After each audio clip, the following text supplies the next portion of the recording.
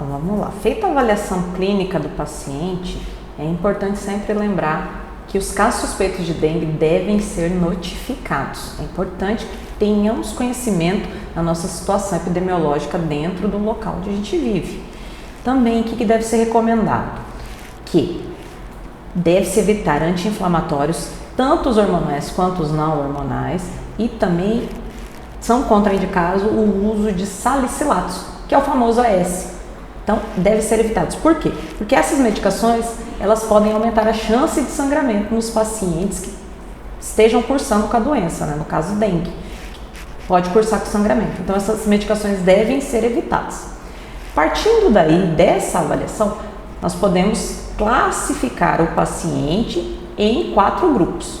Além disso, é importante que durante a avaliação nós possamos conhecer as 3 fases da dengue. Por quê? Para poder entender que fase o paciente está passando. Então, nós temos 3 fases. A fase febril, que vai ocorrer nos primeiros dias. A fase crítica, que é aquela fase em que o paciente para de ter febre, e aí eu tenho que ficar mais atento. Por quê? Porque eu posso ter um agravamento dos sinais e sintomas. Vai se dar após entre o terceiro e 7º dia do início dos sintomas, e eu tenho a fase de recuperação, que é após esse quadro da fase crítica, em que o paciente permanece por mais de 48 horas estável, em que ele passa dessa fase crítica e vai para a fase de recuperação.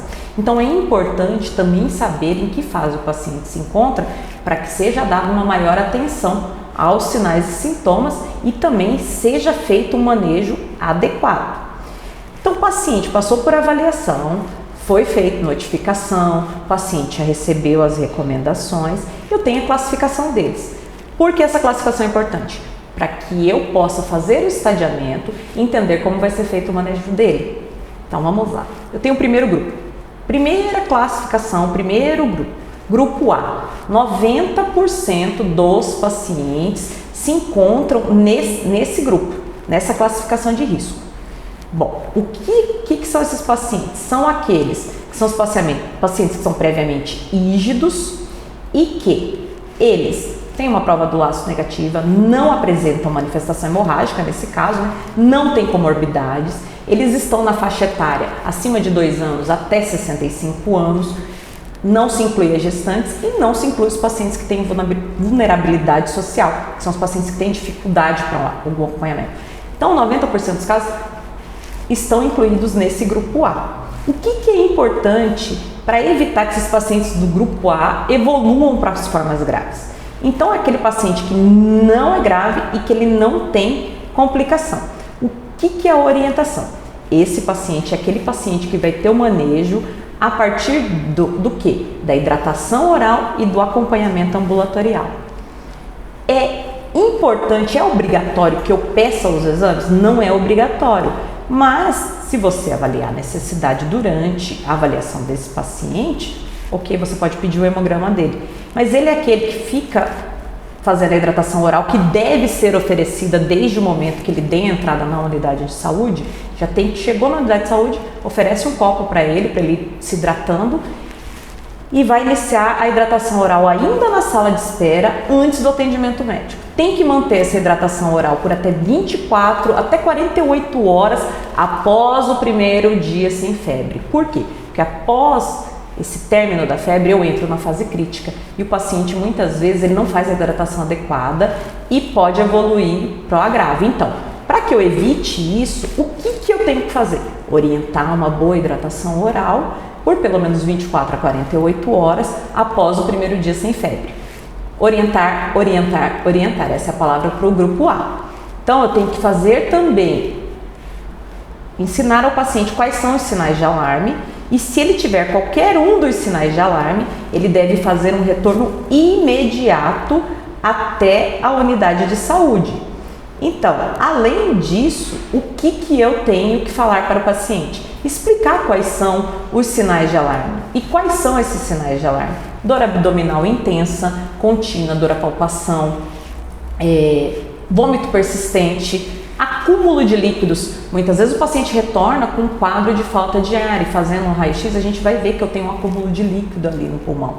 tem um derrame pleural, ali na pleura tem um pouco de líquido. Então é importante que esse paciente volte. Se ele não está conseguindo respirar bem, se ele tem uma dor abdominal, se ele tem vômito que não passa, se ele começou a ter sangramento de mucosa, foi escovar o dente e começou a sangrar, teve sangramento nasal, ele deve retornar o mais rápido possível. Se começou a ficar mais letárgico, não está respondendo muito bem, tendo confusão mental, principalmente quando o paciente é um pouco mais velho, deve retornar o quanto antes para atendimento. Isso é sinal de alarme.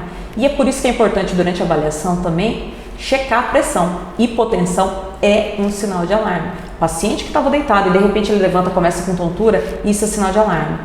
Então, o paciente que está no grupo A, ele deve ser orientado que qualquer um desses sinais, ele deve voltar à unidade de saúde para uma reavaliação. Se ele não tiver nenhum, o que você pode programar? Vai retornar de 3 a 5 dias, para quê? Para que seja feita uma nova avaliação desse paciente, para poder liberá-lo para casa, ou se ele tiver mais algum tipo de complicação, ele já muda de estadiamento.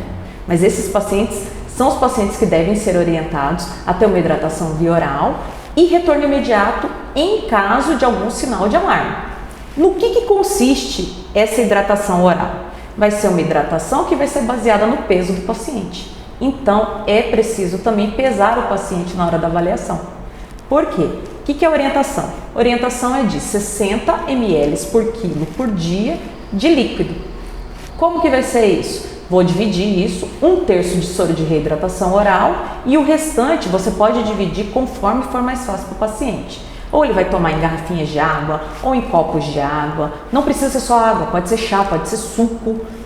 Vai tomando, para ver se ele consegue fazer essa hidratação. Por isso é importante que durante o atendimento dele em unidade de saúde, que se verifique que ele está conseguindo ingerir líquidos, porque muitas vezes o paciente não está conseguindo.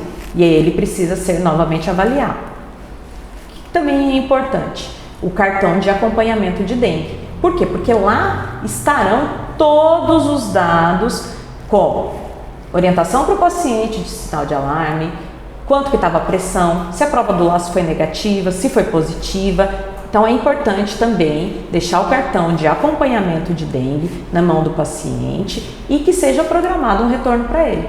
No grupo A, como é o grupo mais tranquilo, esse retorno ele não precisa ser de imediato, desde que o paciente tenha todas as orientações e informações e que tenha também toda a orientação em relação à sua hidratação, que pode ser feita via oral apenas.